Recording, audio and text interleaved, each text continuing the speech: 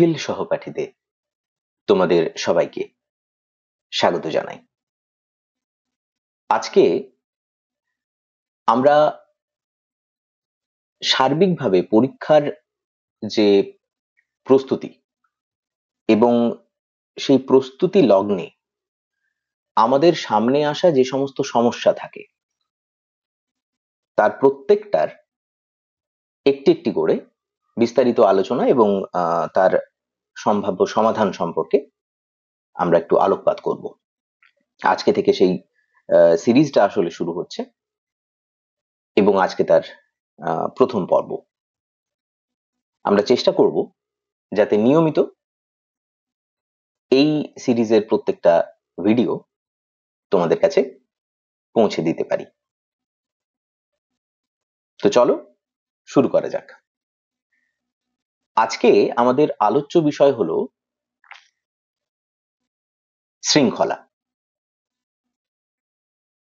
যে কোনো ধরনের প্রস্তুতি জীবনের, সেটা পরীক্ষার হোক বা অন্য কোনো লক্ষ্যের জন্য, যদি সেটা শৃঙ্খলাবদ্ধভাবে না হয় তাহলে অনেক সমস্যা হতে পারে বলে ছোটবেলা থেকে আমরা শুনে আসি।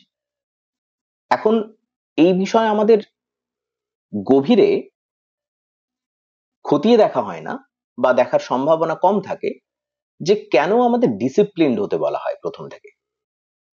এর অনেকগুলো কারণ থাকতে পারে, কিন্তু মূলত আমরা কয়েকটা কারণ নিয়ে আলোচনা করব, যেখানে আমরা বুঝে নেবার চেষ্টা করব যে সত্যি ডিসিপ্লিনড হলে, নিয়মানুবর্তী হলে আমাদের জীবনে সত্যি কোনো ইতিবাচক পরিবর্তন আসে কিনা।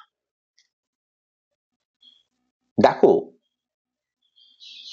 আমরা এই ক্ষেত্রে পরীক্ষার রেসপেক্টে আলোচনা করছি এবং এই রেসপেক্টে আলোচনা করতে গিয়ে আমরা বলতে পারি যে যখনই আমরা জীবনে সামনে একটা লক্ষ্য রাখছি এবং সেই লক্ষ্যটার প্রতি এগিয়ে যাচ্ছি, সবার আগে আমাদের যে সমস্যাটার সম্মুখীন হতে হয় সেটা হলো ডিসিপ্লিনের।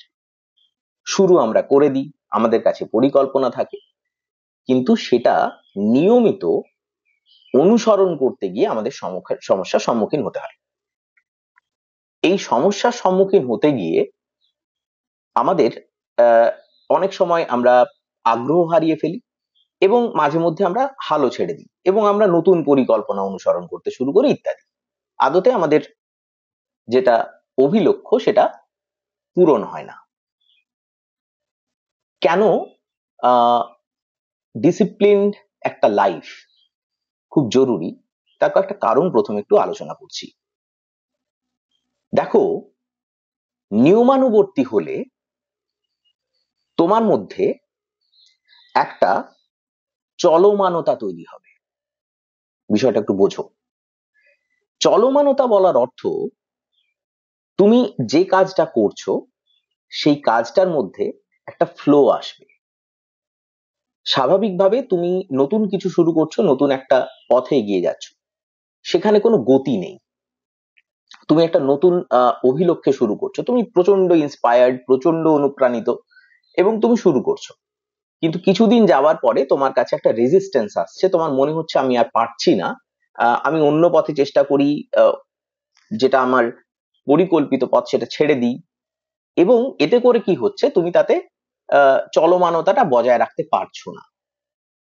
যখনই তুমি তোমার মনকে কম গুরুত্ব দিয়ে যে সময়ে যে কাজটা করার জন্য তুমি প্রতিজ্ঞাবদ্ধ হয়েছো নিজের কাছে, রুটিনে তোমার কাছে যেটা লেখা আছে সেটা যখন তুমি কাঁটায় কাঁটায় অনুসরণ করার চেষ্টা করছো, সব থেকে বড় যে জিনিসটা তোমার জীবনে হবে সেটা হলো চলমানতা আসবে। তোমাকে বুঝতে হবে একটা গাড়ি হলো জীবন, তোমাকে সেই গাড়িটা চালাতে হবে এবং সেই গাড়িটা চলতে গেলে চাকাগুলোর গতিশীলতা থাকা খুব জরুরি, সেগুলো গতিশীল হওয়া জরুরি, সেগুলোকে গড়াতে হবে। এবং এইটাই হলো তোমার সে প্রসেস যেটা তোমাকে এগিয়ে নিয়ে যাবে। তো প্রাথমিকভাবে তোমার ইচ্ছে করছে না, আজকে ছেড়ে দিই, কাল করব বা ইত্যাদি যে সমস্ত রেজিস্ট্যান্স গুলো তোমার সামনে আসছে, তোমাকে বুঝতে হবে এইটা তোমার অগ্রগতিকে বাধা দিচ্ছে। তাই চলমানতা বজায় রাখতে গেলে এই নিয়মানুবর্তিতা কে পালন করা খুব জরুরি। অর্থাৎ তুমি যেটা রুটিন ফলো করেছো, স্টাডি করেছো নিজের জন্য, সেটাকে তুমি অনুসরণ করে যাও। ভেবো না এর ফলাফল কি হবে, ভেবো না এর পরিণতি কি হবে, কতটা তুমি এগোবে ইত্যাদি। জাস্ট অনুসরণ করে যাও। এতে করে কিছুদিনের মধ্যে তুমি অদ্ভুত রকম ভাবে একটা নতুন ছন্দ অনুভব করবে নিজের জীবনে, এবং এই ছন্দটাই তখন তুমি রপ্ত করে ফেলবে, যেটা তোমাকে তখন খুব সহজে এগিয়ে নিয়ে যেতে সাহায্য করবে। যে কোনো গাড়ি, সেটা যখন, বিশেষ করে সাইকেল, যখন তুমি প্যাডেল করো, প্রথম উঠে প্যাডেল করো, তখন প্রথম প্যাডেলটাতে একটু বেশি চাপ দিতে হয়, কিন্তু যখন মানে সাইকেলটা চলতে শুরু করে, তখন আহ কিছু ক্ষেত্রে পায়ের চাপ না দিলেও প্যাডেলে সাইকেল কিন্তু গড়াতে থাকে। জীবনটাও অনেকটা সেরকম, তোমার প্রিপারেশনও অনেকটা সেরকম। তোমাকে এই কনসিস্টেন্সিটা, এই চলমানতাটা বজায় রাখতে হবে, এবং সেটা আসবে কিন্তু তোমার এই ডিসিপ্লিন থেকে।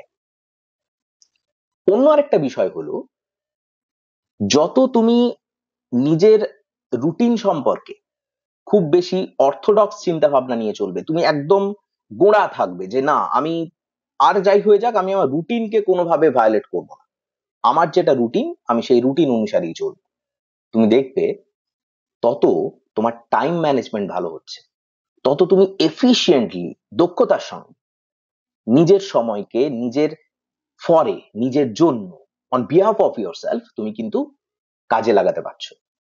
যখন তুমি এটা করতে পারবে পজিটিভলি, তখন সব থেকে বড় যে জিনিসটা তোমার সঙ্গে হবে, সেটা হলো যে তুমি নিজের মধ্যে একটা অদ্ভুত ধরনের ফ্লো অনুভব করবে, একটা ভীষণ ধরনের পজিটিভিটি অনুভব করবে, যে আদতে তুমি তোমার সময়টাকে সঠিকভাবে কাজে লাগাতে পারছো। আর যারা সময়টাকে কাজে লাগাতে পারে, নিশ্চিতভাবে তারা সাফল্যকে নিশ্চিত করে। তোমাকে এই জায়গাটার জন্য কিন্তু ডিসিপ্লিনেরই একদম অনুসরণ করতে হবে। কেননা ডিসিপ্লিনই তোমাকে এই টাইম ম্যানেজমেন্টে এফিশিয়েন্ট করবে। যখন আমরা এফিশিয়েন্টলি সময়কে কাজে লাগাতে পারি, তত আমরা দক্ষ হয়ে উঠতে পারি নিজের সাফল্যকে ক্রাফট করার জন্য, গড়ে তোলার জন্য। খুব গুরুত্বপূর্ণ দিক, দেখে নিও নিজেদের যে ভ্রান্তিগুলো আসছে প্রিপারেশনে ডিসিপ্লিন নিয়ে, সেগুলো নিয়ে বলছি আজকে আমরা। এরপর আরেকটা দিক আছে, যেটা আমাদের এই সম্পূর্ণ আলোচনার অন্য আরেকটা গুরুত্বপূর্ণ দিক, যে আমরা যদি ডিসিপ্লিনড হই, তাহলে তাতে আমাদের আর কি লাভ আছে। সব থেকে বড় আরেকটা লাভ আছে, সেটা হলো মনোযোগের বড্ড বেশি বিকাশ হয়, মনোযোগের বিকাশ হয়। অর্থাৎ আমরা যে লক্ষ্যটাকে নিয়ে এগোচ্ছি, তুমি ভালো করে চলমানতা বজায় রেখেছো, কনসিস্টেন্সি তোমার তৈরি হয়েছে, তুমি টাইম ম্যানেজমেন্ট ভালোভাবে করতে পারছো। এইবার যেহেতু তোমার নির্দিষ্ট সময় তুমি নির্দিষ্ট কাজ করছো, সুতরাং স্বাভাবিকভাবে তোমার মনোযোগ বা কনসেন্ট্রেশন বাই ডিফল্ট ভালো হবে। তুমি যদি প্রথম দুটো করে নাও, তৃতীয় বিষয়টা তোমার কাছে খুব একটা অসুবিধা হওয়ার কথা নয়। সুতরাং এইটা ডিসিপ্লিন থেকে আসবে। ডিসিপ্লিন তোমাকে কনসেন্ট্রেট করতে সাহায্য করবে যে কোনো কাজে, যে কোনো লক্ষ্যে, এবং এই কনসেন্ট্রেশন থেকে তোমরা অত্যন্ত সহজে নিজেদের অভিলক্ষ্যে পৌঁছে যেতে পারবে। এখানে ডিসিপ্লিন বা নিয়মানুবর্তিতা, শৃঙ্খলাবদ্ধতা, এগুলো কিন্তু জীবনকে একটা ছন্দ দিচ্ছে। যত তোমরা এর ভেতরে যাবে, তত ব্যাপারটা বুঝতে পারবে। অন্য আরেকটা দিক হলো, যত তোমরা এই শৃঙ্খলাকে অনুধাবন করবে, তাকে অনুসরণ করবে, তোমরা উপলব্ধি করবে বৃহত্তর অর্থে তোমরা তোমাদের ব্যক্তিগত জীবনেও একটা ভীষণ ভালো নিয়ন্ত্রণ তৈরি করতে পারছো। তোমরা নিজেদের সময়কে, নিজেদের জীবনকে নিজের নিয়ন্ত্রণে রেখে চালাতে পারছো, কারণ তুমি সময়ে সময়ের কাজটা শেষ করছো।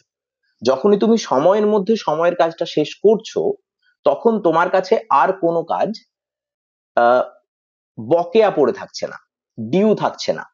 ফলে তোমার কাছে অনেকটা নিজের সময়ও থাকছে নিজের কাজগুলো করার জন্য, নিজের জীবনটাকে নিজের মতো যাপন করার জন্য। ফলে অনেক ক্ষেত্রে আমরা দেখতে পাই অনেককে, যে তারা বিভিন্ন কাজে জড়িয়ে গিয়ে নিজের জীবনটাকে উপভোগ করতে পারে না। ফলে তাদের সেই নিজের যাপন উপলব্ধির অভাববোধ থেকেও তারা কিন্তু নিজের কাজটা ভালো করে করে উঠতে পারে না। তোমাদের কাছে, তোমরা যদি ডিসিপ্লিনড হও, তোমরা দেখবে বৃহত্তর নিয়ন্ত্রণ তোমরা জীবনের উপর স্থাপন করতে পারছো। যখনই তোমাদের এই সেলফ কন্ট্রোলটা আসবে নিজেদের টাইমের উপরে, নিজেদের সময়ের উপরে, তখনই তোমরা দেখবে যে তোমাদের সমস্ত দিকগুলো আরো বেটার হতে শুরু করছে, আরো ভালো হতে শুরু করছে। এবং এর আরেকটা দিকও হলো যে এতে তোমাদের মানসিক চাপ এবং স্নায়বিক যে সমস্ত চাঞ্চল্য, সেগুলো ধীরে ধীরে কমে আসবে।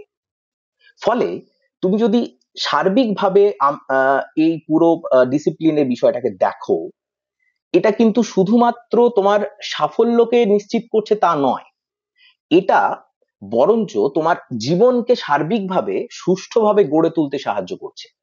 এবং আরেকটা দিকও খুব গুরুত্বপূর্ণ আছে, যে আমরা যখন একটা ডিসিপ্লিন লাইফ তৈরি করি, আমাদের সেটা প্রিপারেশনের স্তরেই যদি সেটা আমরা দেখি, আমরা দেখব যেহেতু আমাদের কাছে খুব ভালো ফোকাস থাকছে, কনসেন্ট্রেশন থাকছে, টাইম ম্যানেজমেন্ট করতে পারছি, আমরা আমাদের নিজস্ব সময়কে নিয়ন্ত্রণ করতে পারছি, ফলে আমাদের কাছে ওই যাই আমরা পড়াশুনো করি না কেন, যেটার জন্য আমরা প্রস্তুতি নিচ্ছি, তার প্রত্যেকটা প্রবলেমকে সলভ করার জন্য, অর্থাৎ সমস্যা সমাধানের যে ক্যাপাসিটি বা এবিলিটি, দক্ষতা, তা কিন্তু আমাদের মধ্যে অনেক বেশি বৃদ্ধি পাবে।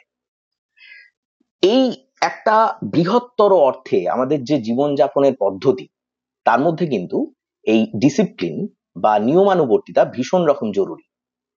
এটা তোমার তোমার সার্বিকভাবে তোমার শেখার যে নিখুঁত হওয়া এবং শেখা, মানে অ্যাকুরেসি এবং লার্নিং, এটাকে বাড়াবে। তোমার ব্যক্তিগত জীবনের যে উন্নয়ন, পার্সোনাল গ্রোথ, সেটাকে বাড়াবে, বৃদ্ধি করবে তোমার বাস্তবিক জীবনের সঙ্গে তোমার কাজের জীবনের সমন্বয় সাধন করতে সাহায্য করবে ভীষণ রকম ভাবে। এবং সর্বোপরি ব্যক্তি হিসেবে, মানুষ হিসেবে তোমার একদম সেলফ কনফিডেন্সকে, আত্মবিশ্বাসকে দুর্দান্ত রকম ভাবে বাড়িয়ে তুলবে বা বুস্ট দেবে। নিয়মানুবর্তিতা তাই ওষুধের মতো অনুসরণ করতে শেখো। নিয়মানুবর্তিতা যত সাধারণ শুনতে লাগে, তত কিন্তু ব্যাপকের প্রভাব আমাদের ব্যক্তি জীবনে। তাই এটা আমরা চাইবো যে তোমরা যারা প্রাথমিকভাবে প্রিপারেশনের সঙ্গে জড়িত আছো, যে কোনো ফিল্ডে, চেষ্টা করো নিয়মানুবর্তী হতে। কারণ এটা শক্ত, কিন্তু একবার রপ্ত হয়ে গেলে এর থেকে বেরিয়ে আসা মুশকিল, কারণ কেউ এর থেকে বেরিয়ে আসতে চাইবে না, কারণ এটাই সাফল্যের সব থেকে সহজ পদ্ধতি।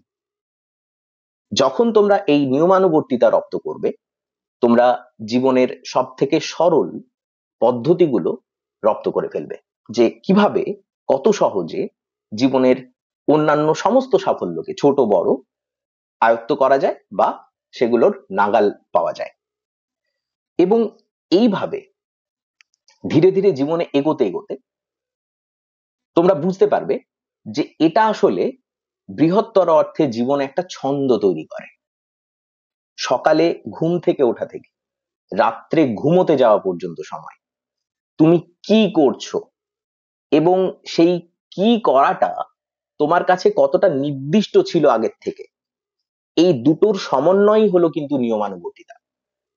কারণ তুমি কি করছো সেটা ভিন্ন হতে পারে, আর কি করা দরকার ছিল সেটা ভিন্ন হতে পারে। যদি এর মধ্যে প্রচুর ভিন্নতা থাকে, তাহলে তোমার মধ্যে কিন্তু ডিসিপ্লিন নেই। এবং তোমার দীর্ঘদিনের এই লড়াইটার কারণও কিন্তু সম্ভবত এটাই, যে তুমি এই কারণেই কন্টিনিউয়াসলি লড়ে যাচ্ছ, কারণ তোমার মধ্যে বাস্তবতার সঙ্গে তোমার লিখে রাখা রুটিনের কোনো মিল নেই।